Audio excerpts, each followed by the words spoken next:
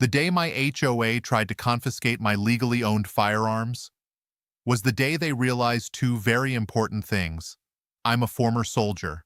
I'm not even part of their HOA, and they had absolutely no authority over me. But they didn't figure that out until after they threatened me, called the sheriff, and embarrassed themselves in front of the entire neighborhood. Let me explain. After 12 years in the military, I wanted quiet. No barracks, no inspections, no command chains, no one telling me what I could and couldn't do with my own property. So I bought a small, older house just outside a suburban neighborhood. Technically, it bordered an HOA community, but it was built 5 years before the HOA ever existed. Important detail. Very important. My property sat on a corner lot separated by a narrow drainage easement, which legally made me independent. No dues, no bylaws, no board oversight, just freedom. Before anyone jumps to conclusions, yes, I own guns. Legally purchased, properly stored, fully compliant with state and federal law. I'm trained, certified, disciplined. And after serving overseas, I don't treat firearms like toys. They're tools. Responsibility first. Always. Most of the neighborhood never even knew I had them, because I don't advertise it. It started with a letter taped to my mailbox. Not mailed. Taped. Red ink. Notice of violation. Firearm display. I actually laughed. I thought it was a prank. The violation claimed that a neighbor reported seeing me cleaning assault weapons in my garage in full view of children. Let me translate what really happened. I was cleaning a legally owned rifle inside my garage with the door open about 3 feet for ventilation. No brandishing, no waving it around, no theatrics, just maintenance, like someone washing their lawnmower. The difference? Mine scares people who don't understand it. The letter listed an HOA compliance office number. I called. Hi, this is regarding a violation notice. The woman on the line immediately switched to a tone like I was a problem child. Yes, you've been reported for displaying prohibited weapons in a family community? I paused. I'm not part of your HOA.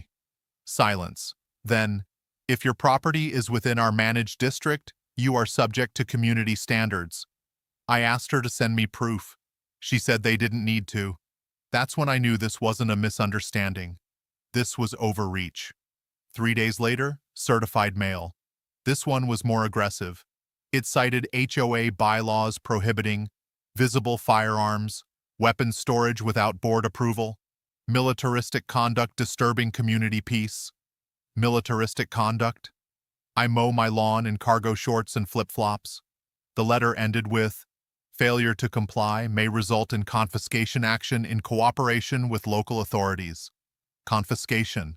They used that word? That's when I stopped laughing. Saturday morning, 8:17 a.m. 3 sharp knocks. I opened the door to find HOA President, Denise. 2 board members. A man with a clipboard. Denise spoke first. We're here regarding the firearms violation. I leaned against the doorframe calmly. Still not in your HOA? She smiled, the kind of smile people use when they think they're about to win something. All homes in this development fall under our master authority.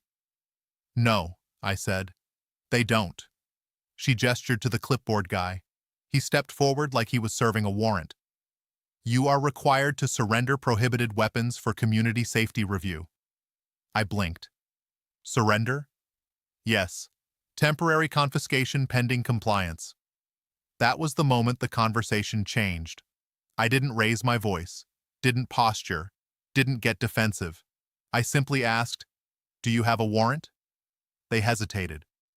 This is a private community enforcement action, Denise replied. I nodded slowly. Then you need to leave my property. One of the board members muttered something about non-cooperative behavior. Denise stepped closer. If you refuse, we will escalate this to the sheriff's office.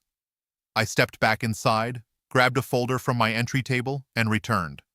Inside the folder, property deed, survey map, county zoning confirmation, HOA boundary map, all highlighted. I handed her the copy. You're outside your jurisdiction. She skimmed it. Her confidence flickered, just slightly. The clipboard guy looked confused. One board member whispered, "Is that the drainage line?" Denise shut the folder. "This doesn't override community safety expectations." Community safety expectations? That's not law. That's preference. And preferences don't override property rights. To prove a point, Denise pulled out her phone. "You're refusing compliance. We'll let law enforcement decide." I stepped back inside and made coffee. If they wanted to involve actual authority, I was fine with that. Because unlike them, law enforcement understands jurisdiction. 20 minutes later, a county sheriff's deputy pulled up. I knew him. Not personally, but small county. He recognized me too. He looked at Denise first. "What seems to be the issue?" She launched into a dramatic explanation about weapons visible to children, community violations, refusal to surrender firearms. The deputy turned to me. "You inside HOA?" "No, sir." I handed him the same folder. He reviewed it carefully. Then he looked at Denise. "Ma'am, this property is not under your HOA." Silence. Real silence. The kind that makes people uncomfortable. Denise tried one last angle. "But he's disrupting the peace." The deputy replied calmly, "Is he breaking any laws?" She didn't answer, because he wasn't. Everything I owned was legal, registered, stored properly, handled responsibly. The deputy turned back to me. "You're fine. Just be mindful of visibility if it makes neighbors nervous." Fair enough. That's reasonable. Then he turned to them. "You can't confiscate someone's property without legal authority." And just like that, their power fantasy collapsed. Most stories would end there. HOA embarrassed. Board retreats. Lesson learned, but not this one, because Denise doesn't lose quietly. 2 days later, I received something far more aggressive. A legal notice claiming I had been retroactively annexed into the HOA under a revised boundary amendment, which would mean mandatory dues, bylaw compliance, and yes, weapon restrictions. They were trying to rewrite history to control me. And that's when I decided, if they wanted to play paperwork games, I'd show them what real compliance looks like. Malicious compliance. When I opened the revised boundary enforcement notice, I knew two things immediately. They were desperate. They had no idea who they were picking a paperwork fight with. Because here's something most people don't know about former soldiers. We live by documentation, paper trails, chain of command, authorization, verification, and Denise had just handed me the biggest mistake of her HOA career. The document claimed my property had been administratively absorbed into the HOA under a newly filed boundary amendment. It cited a clerical oversight in original mapping, a community cohesion realignment, a vote by the HOA board, no homeowner vote, no county approval stamp, no recorded deed modification, just board signatures. That's not how annexation works, not even close. An HOA is a private contractual organization. You don't absorb someone like a hostile takeover in a spy movie. You need recorded covenant amendments, county filing, majority homeowner approval, depending on bylaws. And most importantly, the property owner's deed must reference the HOA. Mine didn't, because my house predates the HOA by 5 years. You can't retroactively attach covenants to an independent deed without the owner signing. And I never signed anything. Monday morning, I drove straight to the county clerk's office. I requested original HOA incorporation documents, boundary filings, amendment records, my property plat history. The clerk pulled everything. We laid the maps side by side. There it was, clear as daylight. The drainage easement separated my lot from the HOA subdivision. That easement created a legal boundary break, which meant my parcel was never legally included and had never been amended. The clerk even raised an eyebrow. Someone's trying something creative. Creative is a polite word. Now here's where things get interesting. HOAs carry liability insurance, and insurers hate one thing above all else: Unauthorized enforcement actions. If an HOA attempts to exercise authority outside its jurisdiction and something goes wrong, the insurance company can deny coverage, which exposes board members personally. Denise didn't think that far ahead, but I did. I drafted a certified letter back to the HOA. Professional, calm, surgical. It included certified copy of my deed, county-stamped boundary map, statement from clerk verifying no annexation filing, demand for proof of recorded covenant authority, and one extra paragraph. If the association continues to assert unauthorized jurisdiction over my property, I will be forwarding documentation to your liability insurance carrier for review. That sentence? That's the one that changes everything. 3 days of silence, then an email. Not from Denise, from the HOA's property management company. Tone completely different. Dear Mr. Ba, we are reviewing the matter internally. Translation. Someone above Denise just realized the board may have stepped in something expensive. Word spreads fast in suburban neighborhoods. By Thursday, multiple residents had heard the board tried to confiscate guns. They called the sheriff. They might not actually have authority. Now neighbors were asking questions, not about my firearms, about their leadership. I wasn't invited to the emergency HOA meeting, but guess what? It was open to residents. And technically, I live adjacent, not inside, so I attended as an observer. Denise looked like she hadn't slept. A homeowner stood up first. Why are we trying to annex property that isn't ours? Another asked. Did we vote on boundary changes? Silence. The board attorney, yes, they suddenly had an attorney present, spoke carefully. It appears there may have been procedural misunderstandings. Procedural misunderstandings. That's lawyer language for, we messed up. Denise tried to pivot. This is about community safety. And that's when something unexpected happened. An older man in the back stood up.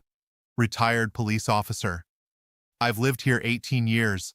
That property was never part of this HOA. Murmurs spread. Now this wasn't about guns. It was about authority abuse. After the meeting, the HOA attorney approached me quietly.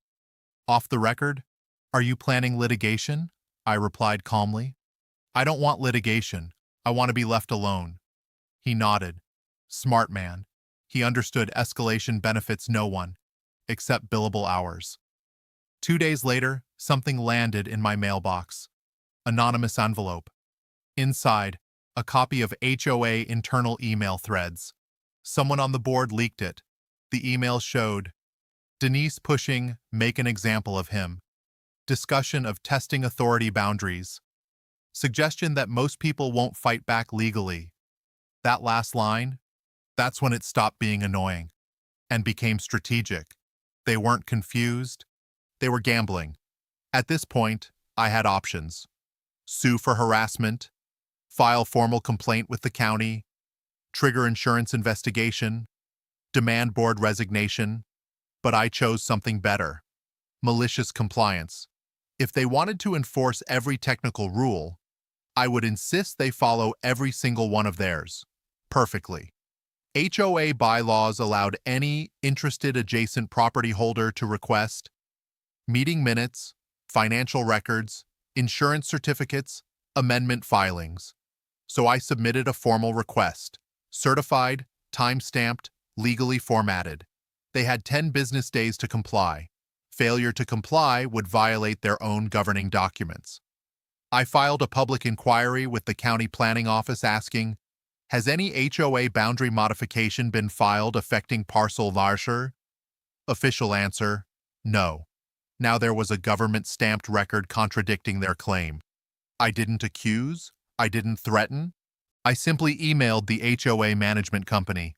For clarity, please confirm your liability carrier is aware of the association's attempted enforcement action outside recorded jurisdiction. That's it. One question. 3 days later. Denise stopped responding publicly. The management company scheduled a policy review. Board meeting agenda suddenly included leadership reassessment, and then came the letter, the one where everything changed, certified mail, from the HOA attorney. We hereby withdraw the annexation notice and acknowledge your property is not under HOA authority. Clean, simple. But it didn't stop there. The letter also stated, the association regrets any misunderstanding. Misunderstanding.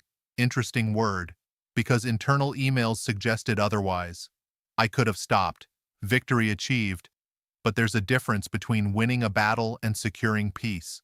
So I attended the next open HOA meeting. Not aggressively, not confrontational. I simply said, I respect communities. I respect safety. But authority without jurisdiction is overreach. I suggest the board review its enforcement procedures before something expensive happens. Room was silent. Then someone clapped. One person, then another. Denise didn't make eye contact, because power doesn't fade quietly, and Denise wasn't done. A week later, something happened that shocked the entire neighborhood. It didn't involve guns. It involved dues, audits, and a missing reserve fund. Turns out, when you shine light on leadership, you don't just expose overreach, you expose everything. By the time the HOA officially retracted their annexation attempt, most people thought the drama was over. It wasn't. Because when leadership overreaches once, it usually means they've been overreaching in other places too. And all it takes is one spotlight. At the next open HOA meeting, something shifted. It wasn't about me anymore. It wasn't about firearms. It wasn't about jurisdiction. It was about money. A homeowner stood up and asked a simple question: can we see the reserve fund breakdown? For those who don't live in HOA communities, reserve funds are the savings accounts for big repairs, roof replacements, road resurfacing, drainage repairs, emergency expenses. It's not optional money. It's supposed to be protected. The treasurer hesitated, then said the reports were being finalized. That answer didn't land well. Remember the formal records request I submitted in Part 2? I wasn't the only one who learned from it. 3 other homeowners submitted their own requests, legally formatted, certified, within their rights. Now the board couldn't ignore it, because denying access would violate their own bylaws. And after the annexation embarrassment, they couldn't afford another procedural mistake. 2 weeks later, financial summaries were distributed. And that's when the murmurs started. The reserve account balance was significantly lower than projected in last year's annual report, by a lot. One homeowner, an accountant, stood up. I'm comparing last year's reserve statement to this one. Where did $180,000 go? Silence. Denise stared at the treasurer. The treasurer stared at the management rep. The management rep stared at his paperwork. That's when I knew. This wasn't just mismanagement. This was negligence at best. The board explained that funds were allocated toward emergency landscaping, security upgrades, legal consultation, emergency landscaping, for trimmed hedges. The neighborhood hadn't flooded. There hadn't been storm damage, no structural collapse, and security upgrades? We didn't even have a gate. That's when the accountant asked, was this voted on by members? The answer? No. It was approved by the board under executive discretion. Here's something HOA boards forget. Their insurance carrier requires fiduciary responsibility. If funds are misused, coverage can be voided. And guess who had already flagged potential overreach with the insurance question? Me. I didn't accuse them of theft. I didn't file complaints. But once homeowners began questioning financials, the management company initiated an internal audit to protect themselves. That's corporate survival. And corporate survival doesn't protect volunteer board presidents. Up until now, Denise framed me as the outsider, the gun guy, the troublemaker. But suddenly the narrative flipped. I wasn't the problem. I was the catalyst. And residents started connecting dots. If they were willing to fabricate jurisdiction to control me, what else were they willing to stretch? 30 days later, the results came back.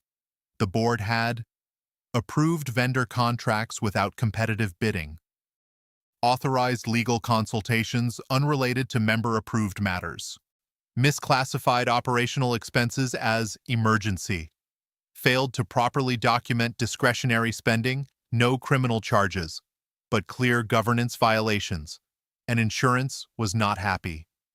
Denise resigned at the next meeting, not dramatically, not angrily, just quietly. Her statement, "I acted in what I believed were the community's best interests." Maybe she believed that. But good intentions don't override authority or financial responsibility. After the meeting, several homeowners approached me. One said, "You didn't even sue." I smiled. "I didn't need to." Another asked, "Why didn't you escalate?" Because here's the truth. Escalation feeds chaos. Structure ends it. I didn't fight them emotionally. I followed procedure, line by line, and made them do the same. Nothing. I adjusted one thing voluntarily. When cleaning firearms, I now close my garage door fully. Not because they forced me, but because good neighbors minimize friction. Freedom doesn't require provocation. It requires responsibility. This was never about guns. It was about boundaries. Legal boundaries. Authority boundaries. Ethical boundaries. HOAs have power, but that power exists within documents, not opinions, not fear, not preference. And when someone says, "Most people won't fight back legally," they're usually right. Most won't, but some will. Calmly, strategically, relentlessly. The HOA elected a new board. They revised enforcement procedures. They implemented transparent financial reporting, member vote requirements for discretionary spending, clear jurisdiction verification policies. Ironically, the neighborhood is more stable now than it's ever been. Not because someone lost, but because accountability entered the room. After years in the military, I learned something important. Authority without accountability fails. Every time. I didn't need to threaten, didn't need to posture, didn't need to flex experience. I simply asked one question over and over. Do you have the authority? And when they couldn't prove it, everything unraveled. They tried to enforce rules outside their jurisdiction, so I insisted they follow every single one of theirs, perfectly. And that's how you win without raising your voice. If you enjoyed this HOA malicious compliance story, just wait, because there are a lot more communities out there where power goes unchecked, until someone reads the fine print.